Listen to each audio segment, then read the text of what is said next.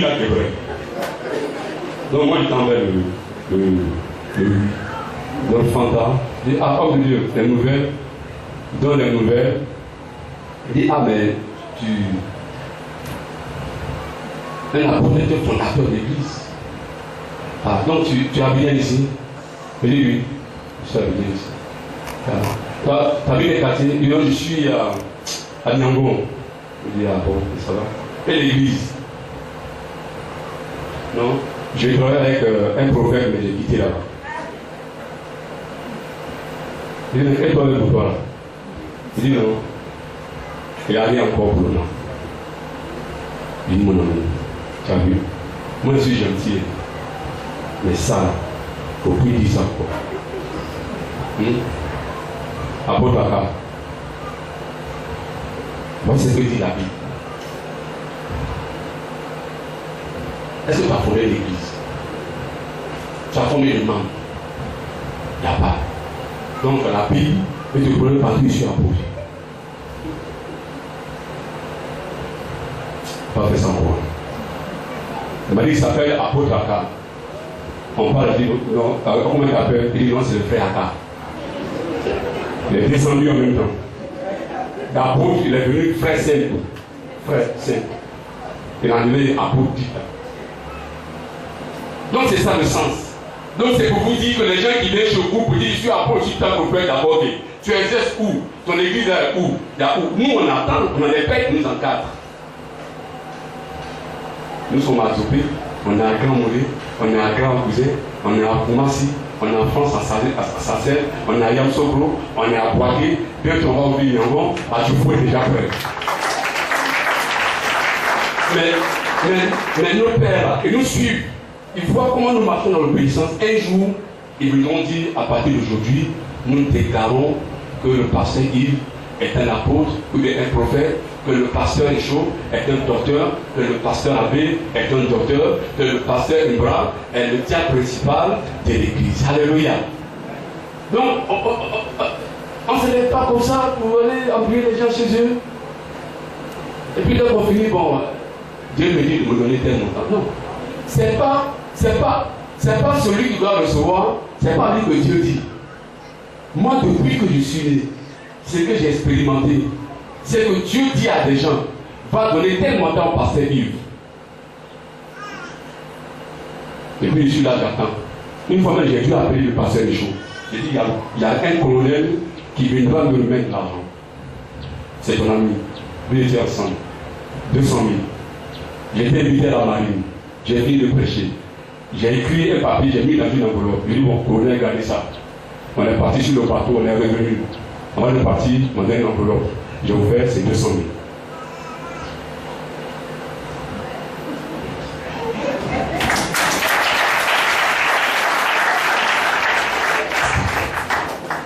C'est pas toi qui demandes aux gens. Ne donnez pas ça. Si vous donnez ça, vous êtes maudit. Avant de rien. Donc c'est même malédiction là. Mais c'est un problème qui veut vous tromper. Pourquoi? Il a fait quoi pour toi? Il a prié pour toi. Comment? On ne paye pas la prière. Est-ce qu'on est clair là-dessus? Est-ce qu'on est clair là-dessus? Ceux qui aiment aller chercher les propriétaires, les prophètes pour aller payer l'argent, est-ce que vous comprenez?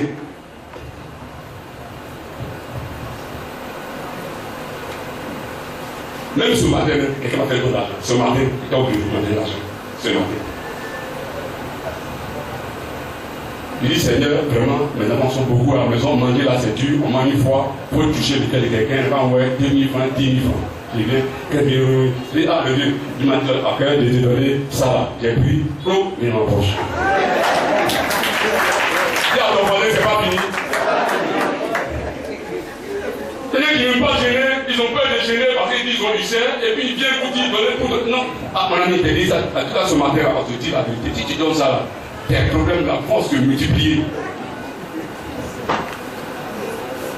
Ce matin, quand j'ai appelé le fils qui a envoyé, qui a fait un don, c'est ça? 40 000 francs à l'église. On n'a pas appelé, on ne sait pas où c'est sorti. Il est venu à donner. Que Dieu vous bénisse.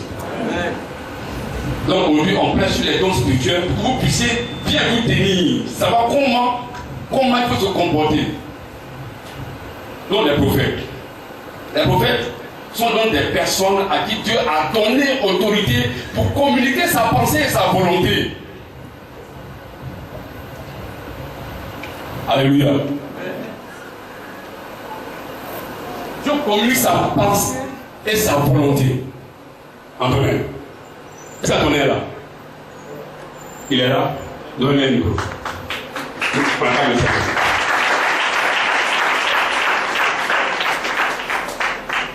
Voilà. Vous avez dit que je devais être admis à un concours. Et puis il fait quoi? Il tend là-bas. Vous avez dit de lever la main et vous avez prié pour moi. Et c'est ce que j'ai fait. Vous avez prié pour moi. Et puis après? Et après, j'ai passé le concours, ça a marché. Et quand le prophète dit, ça s'accomplit. Joël est là. Appelez-moi Joël et Kabinis.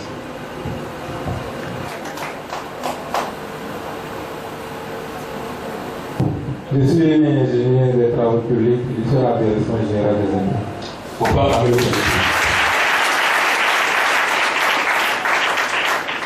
Vous t'appelez, je t'ai dit quoi? Avant que je travaille. Bon, avant que je travaille, j'étais dans le bus et vous m'avez appelé.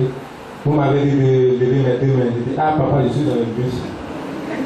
Mais vous levez l'argent là, les gens doivent prendre. Si Dieu bénit là, les gens peuvent prendre là-bas. Bon, donc, j'ai levé les deux mains dans le bus. Ce n'était pas facile, mais je m'étais abaissé un peu. Et... On va quand même le dire.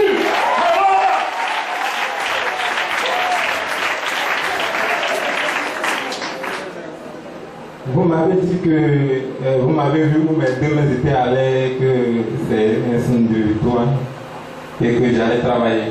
Et les 2 semaines qui ont suivi, bon, je suis allé au plateau là-bas dans un bureau et bon, on m'a appelé.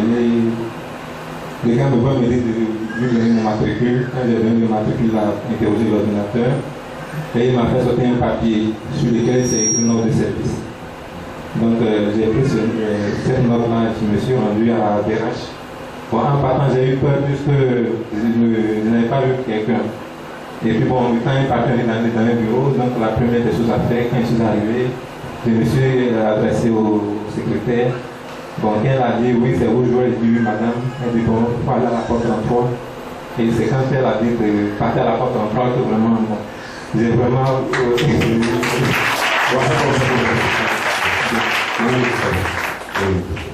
Merci, Cédric. Merci beaucoup. Le frère de Jou peut venir ici. C'est joué là. Je dis que le prophète n'appelle pas à tout. S'il appelle pour l'accomplissement de cette promesse. J'ai appelé au moins 50 personnes sur mon nez. Vous attendez au début, on va commettre ici. Non, mais il y a des gens qui vont louer les prophètes, qui vont payer 50 000 francs, alors que moi, ils m'ont pas vu une fois. C'est à dire que 3 000 francs, c'est bon. On est en train de payer 50 000 francs. Moi, il demande 2 000 seulement. Dis à ton voisin, il demande 2 000.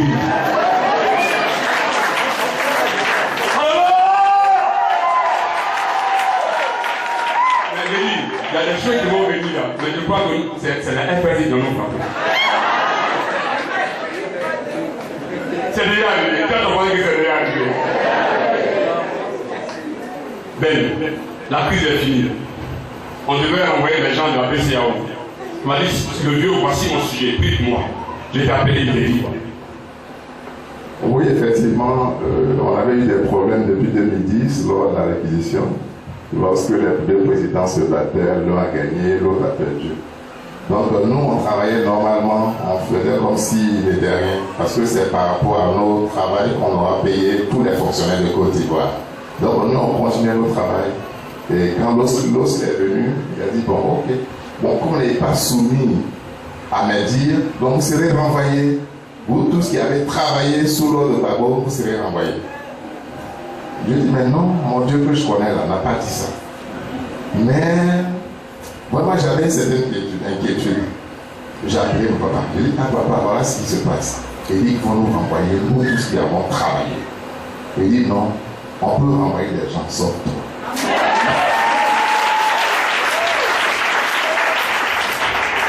Bon, papa a parlé. J'ai dit, mais j'ai pris ça, je méditais. Mais lorsque je pars au service, les collègues nous demandent dans l'ascenseur, dans le couloir, vous serez renvoyés, vous allez voir. Vous n'avez pas été loyaux, vous allez voir. En tout cas, la direction est en train de parler. Je reviens à mon bureau, je dis maintenant, Dieu, par son entremise, est passé par quelqu'un qui me dit, je ne serai pas renvoyé. Pourquoi vais-je avoir peur? Et puis, un matin, j'étais en Afrique. La liste est venue. Tous ceux qui doivent être renvoyés ont suivi une liste. On regarde la liste, mon nom n'est pas sur la liste. Alors, appelez le nom du Seigneur.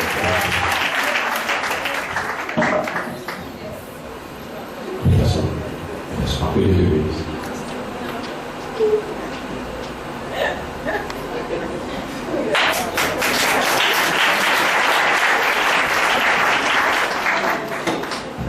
Pas par orgueil, c'est pour vous dire ceux qui vont chercher les propriétaires, tout ça, les prophètes, par exemple, restez là, chacun à son tour chez le parfait. Alléluia.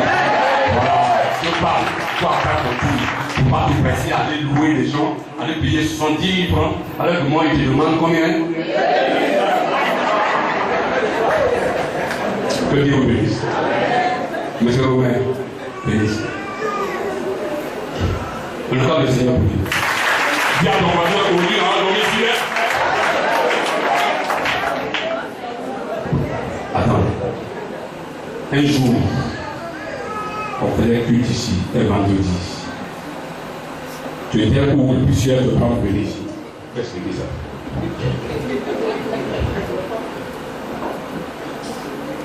Ce vendredi là, je fais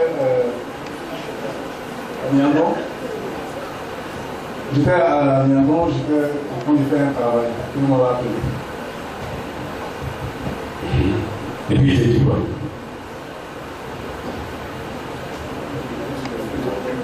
Hein? Comment? Je ne suis pas très bon. Tu ne suis pas. Avant d'aller à Daloa, est-ce que je ne t'ai pas appelé? Oui. Vous m'avez appelé. Vous m'avez appelé et vous m'avez dit que quelqu'un que je connais allait m'appeler pour donner du travail. Voilà. Alléluia. Est-ce que tu veux pas aller à Daloa pour travailler? Je suis allé à Daloa effectivement. Est-ce que le Daloa ne va pas venir encore habiter ici pour travailler? Daloa, quelqu'un m'a appelé encore pour dire de venir travailler à Ici. Alléluia. Ils ne sont pas dans le Seigneur. Tu peux s'asseoir. Que Dieu vous bénisse. Alors donc, on a vu donc cette catégorie de dons ministères qui considèrent la première catégorie. Donc on parle des prophètes à qui donc Dieu a donné une autorité pour communiquer sa pensée. Parce que ce que Dieu dit là s'accomplit toujours. Tout à l'heure on a lu Deutéronome chapitre 18, verset 21, 22, qui dit que si le prophète dit que ça ne s'accomplit pas, ce n'est pas de Dieu. Parce que Dieu ne se trompe pas. Il n'est pas aussi le fils d'un homme pouvoir se repentir, il ne ment pas. On va prendre Actes chapitre 15, verset 32. Jude et Silas, qui étaient eux-mêmes prophètes, les exhortèrent et les fortifièrent par de plusieurs discours. Alléluia. Amen. Donc, je dis que les prophètes, les apôtres travaillent avec les prophètes. Donc, les prophètes sont aussi des fondateurs. Donc, si quelqu'un se présente à toi pour dire qu'il est prophète, c'est qu'il est établi sur un certain nombre d'églises. Il ne peut pas se promener à la Bible comme ça, dans la Bible, et puis elle dit aux gens, mais non, c'est pas comme ça. Donc la Bible dit que Jude et qui? Et Silas exhortaient. Donc le prophète, non seulement Dieu parle par lui, mais il enseigne aussi. Tu dois pouvoir enseigner. C'est pas seulement pour dire non, tu dois pouvoir enseigner. C'est pourquoi celui qui a le don de prophétie n'est pas prophète parce qu'il est jeune dans la foi, il est un chrétien, il n'est pas consacré. Donc il ne peut pas se permettre de dire qu'il est prophète parce qu'il n'est pas établi, il n'est pas consacré. Est-ce qu'on est d'accord? Est-ce qu'on comprend maintenant? Ok, que Dieu vous bénisse. Regardez les uns comme apôtres, les autres comme prophètes, les autres comme évangélistes. Je tiens à préciser qu'il n'y a pas de plus grand parmi tous les 5 dons ministères. L'apôtre n'est pas plus grand que le prophète, n'est pas plus grand que l'évangéliste, pas plus grand que le pasteur, pas plus grand que le docteur.